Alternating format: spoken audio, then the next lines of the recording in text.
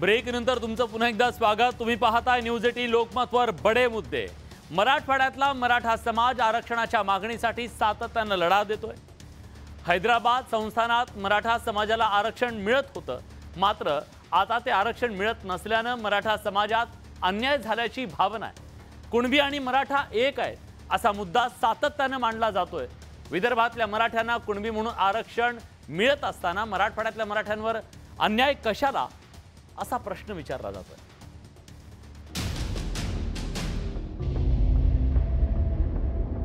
छत्रपती संभाजीनगरमध्ये राजेश्री उमरे या तरुणीनं मराठा आरक्षणाच्या मागणीसाठी उपोषण सुरू केलंय। तिच्या उपोषणाचा 9वा दिवस आहे।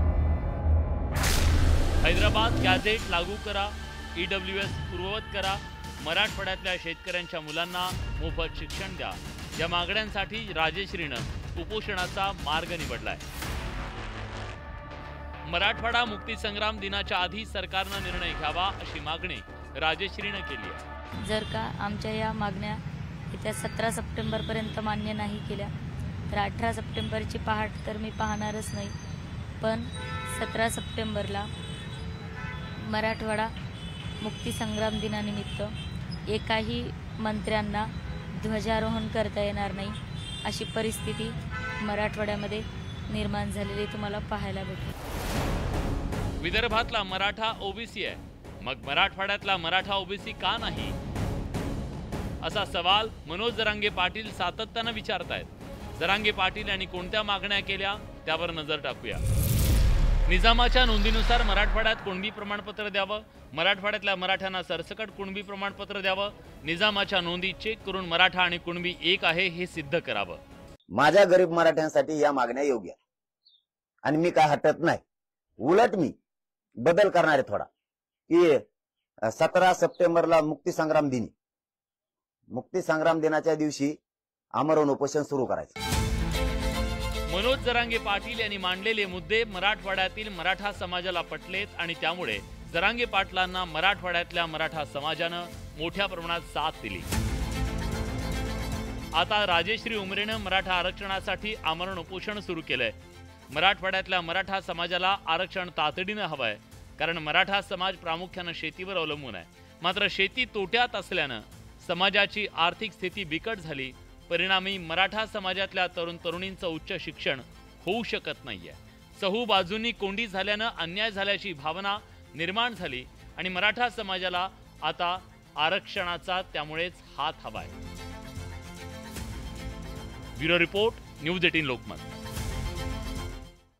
अजितदादांना मुख्यमंत्री व्हायचंय ही गोष्ट काही महाराष्ट्रापासून कधी लपून राहिलेली नाही, दादांनीही कधी ती दडवली नाही। पण आता काय झालंय, अजितदादांना संधी वाटू लागली आहे मुख्यमंत्री होण्याची आणि त्यासाठी त्यांनी अमित शहा जेव्हा मुंबई दौऱ्यावर आले तेव्हा त्यांच्यासमोर प्रस्ताव ठेवल्याचं कळतंय। पण अजित पवार म्हणतायत असं काही घडलेलं नाही। तेव्हा मुख्यमंत्री पदाच्या संगीत खुर्चीमध्ये आता महायुतीमध्येच रस्सीखेच सुरू झाली आहे का, पाहूया खास रिपोर्ट।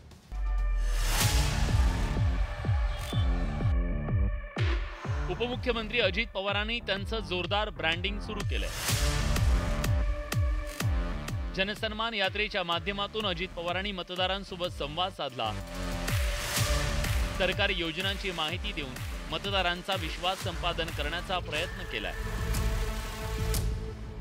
या सगळ्या राजकीय परिश्रमामागचं कारण आता समोर आलंय।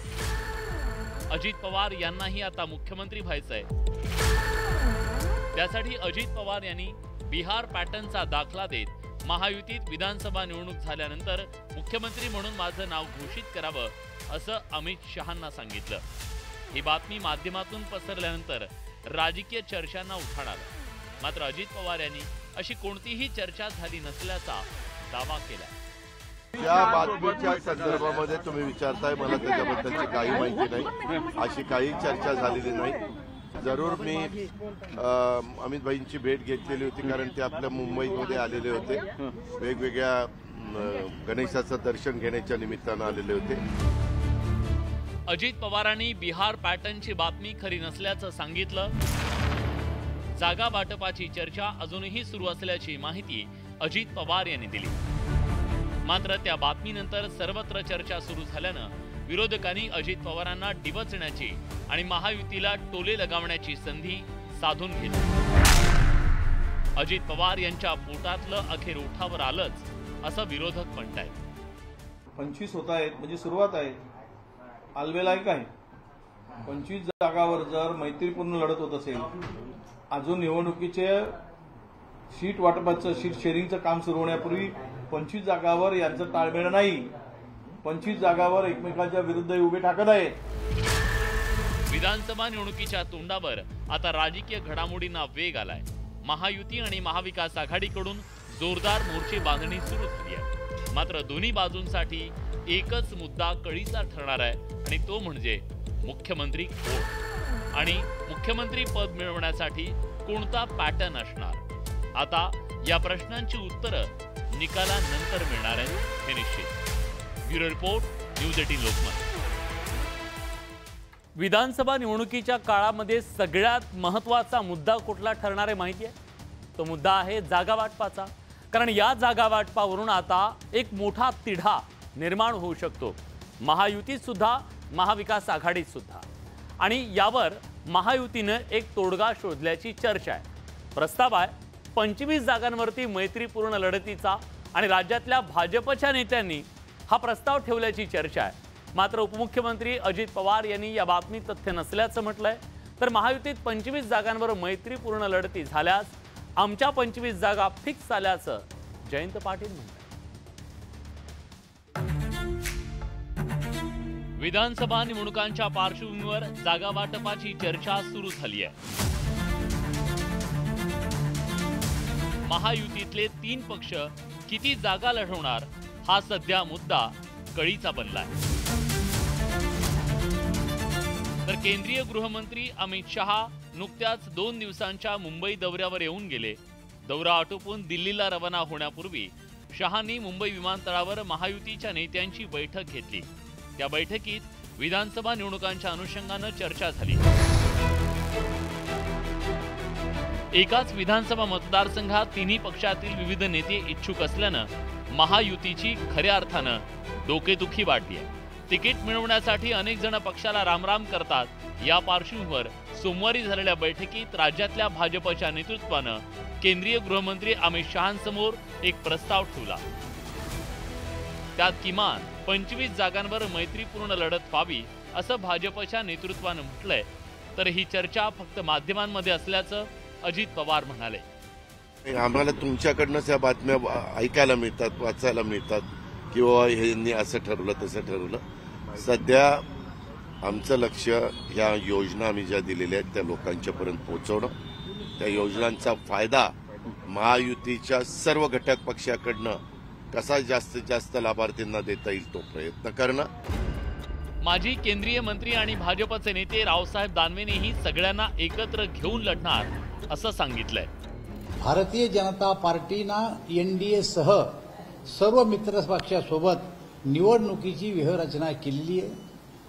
आमचे घटक दल आणि आम्ही एकत्र या निवडणुका लढणारे, ताकदीनं लढणारे आणि पुन्हा भारतीय जनता पार्टी आणि आमच्या मित्र पक्षाचं सरकार या राज्यामध्ये आणणार आहे। महायुतीतल्या घटक पक्षांमध्ये 25 जागांवर मैत्रीपूर्ण लढत होण्याच्या बातमीमुळे महाविकास आघाडीत चांगलाच उत्साह संचारलाय। भारतीय जनता पक्ष सोडून आमच्या पक्षात येण्याची संख्या वाढायला लागलेली आहे। त्यांना थांबवण्यासाठी ही फ्रेंडली फाईटची कल्पना काढलेली आहे। तशी परिस्थिती नाही आणि फ्रेंडली फाईट जर त्यांनी केली तर आम्हाला त्या 25 जागां आमच्या महाविकास आघाडीच्या निवडून आल्या हे आताच जाहीर करायला हरकत नाही। राज्यातल्या बदललेल्या राजकीय समीकरणांमुळे विधानसभा निवडणुकीत जागा वाटप जिकिरीचं ठरणार आहे। शिवसेना उद्धव बाळासाहेब ठाकरे आणि राष्ट्रवादी शरदचंद्र पवार या 2 पक्षांमुळे नव्या पक्षांची भर पडली आहे। परिणामी महायुती आणि महाविकास आघाडीतही प्रत्येकी 3 पक्षांसह इतर छोटे मोठे पक्ष आहेत। त्यामुळे जागा वाटप फायनल करण्यासाठी मैत्रीपूर्ण लढतीचा पर्याय असण्याची शक्यता नाकारता येत नाही। Bureau report, news 18 Lokmat. महायुतीमधली धुसफूस या ना त्या कारणानं समोर येते म्हणून अमित शहांना इथं यावं लागलं, त्यांना सांगावं लागलं, कानपिचक्या द्याव्या लागल्या की जे काही वाद असतील ते चव्हाट्यावर आणू नका। पण अमित शहा इथं येऊन त्यांचं विमान उडालच असेल तोपर्यंत एक नवा वाद उभा राहिला। बारामतीमध्ये अजित पवार यांच्या पोस्टरवरती काळा कपडा टाकावा लागला आणि दुसऱ्या बाजूला ठाण्यात लागलेल्या बॅनरवरून अजितदादा गायब झाले। अजितदादा महायुतीतल्या या दोस्तांना नकोशे झालेत का अशी चर्चा लगेच सुरू झाली।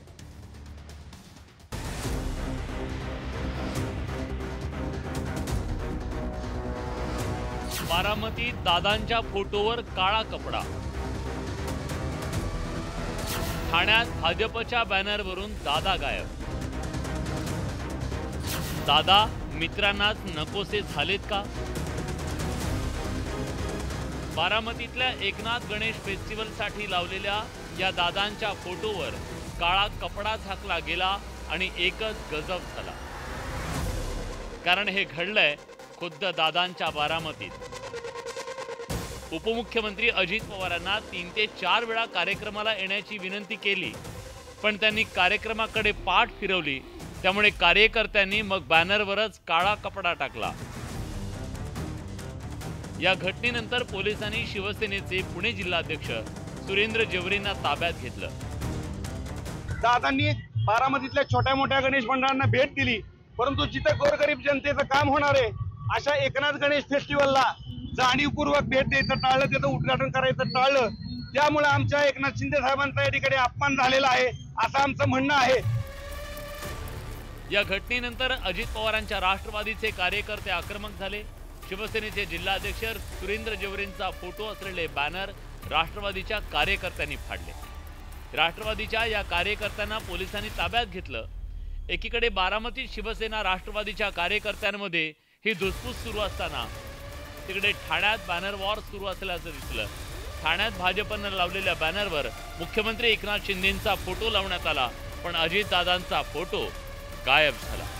दरम्यान महायुतीत कुठेही श्रेयवाद नसल्याचा दावा महायुतीचे नेते करायला विसरत नाहीत। अरे बाबा, हे काही नाही, काही श्रेयवादाची लढाई नाही। हे आपण सरकार म्हणून काम करतोय आणि सरकार तर करतच आहे। शासन आपल्या दारी कसं राबवलं आपण, तसं सरकार आपलं काम करतंच। आम्ही तिघंही लाडके बहीण योजना, मुख्यमंत्री माझी लाडकी बहीण योजनेमध्ये आम्ही जातो ना, चारही बाजूनी लाभार्थी वंचित राहता कामा नये यासाठी हे सगळं, याच्यात कुठलंही क्रेडिट श्रेयवाद नाही। एवढा हट्टीपणा पण करणं बरोबर नाही। मंडळाला भेट नाही दिली की कुणी काय हे करणार? ही महायुती आहे आणि मी इतक्या खालच्या लोकांच्याकडे बारकाईनं लक्ष द्यायला लागलो तर आम्हाला ते शक्य नाही। कधी कधी काही आता मध्ये जुन्नरला पण काहीतरी झालं होतं। तिकडे जयंत पाटील यांना मात्र दादांबाबत वेगळाच संशय येतोय। तात्पुरते स्वतंत्र लढा, नंतर आपण सरकारमध्ये एकत्रित करू असंही करतील ते। म्हणजे तुम्ही तिकडे लढा, जरा लांब उभं राहा आणि मग निवडणूक झाल्यावर आपण एकच आहे, आपण मित्रच आहोत असं कदाचित समजूत घालतील। दादा त्यांच्या मित्रांना किती नकोसे झालेत हे शिवसेनेचे मंत्री तानाजी सावंत यांनी गेल्या आठवड्यातच सांगून टाकलंय। कॅबिनेटला मांडीला बसून असलो तरी सुद्धा बाहेर आल्यानंतर उलट्या होतात। ही वस्तुस्थिती सर्व होत नाही। ते आता वयाच्या 7व्या वर्षी म्हणून बदलू शकत नाही। जे काय 15-20 वर्षाचं पोरग आहे, आता तू असं कर, बापानं थोडं जम दिला की नीट झाला, होत नाही ते। दादा महायुतीत आले, त्यांना मुख्यमंत्री पदाची गुलाबी स्वप्न पडू लागली, पण या स्वप्नामुळेच दादा मित्रांना नकोसे झालेत की दादांमुळे आपल्या प्रतिमेला धक्का लागतोय, ही भावना दादांना बॅनरवरून गायब करण्यासाठी कारणीभूत ठरतीये। हा मतदारांना पडलेला प्रश्न आहे। जितेंद्र जाधवसह अजित मांढरे, न्यूज 18 लोकमत, ठाणे। तेव्हा आज बॅनरवरून गायब झालेले दादा उद्या महायुतीतून गायब होणार नाहीत ना, याची चर्चा राजकीय वर्तुळात सुरू आहे। तर हे होते आज दिवसभरातले सगळे बडे मुद्दे। उद्या पुन्हा एकदा याच ठिकाणी नव्या मुद्द्यांसह, पण या चर्चेत तुम्ही सुद्धा सहभागी होऊ शकता, बडे मुद्देचा भाग बनू शकता। कुठे जाऊ नका, पहा फक्त न्यूज 18 लोकमत।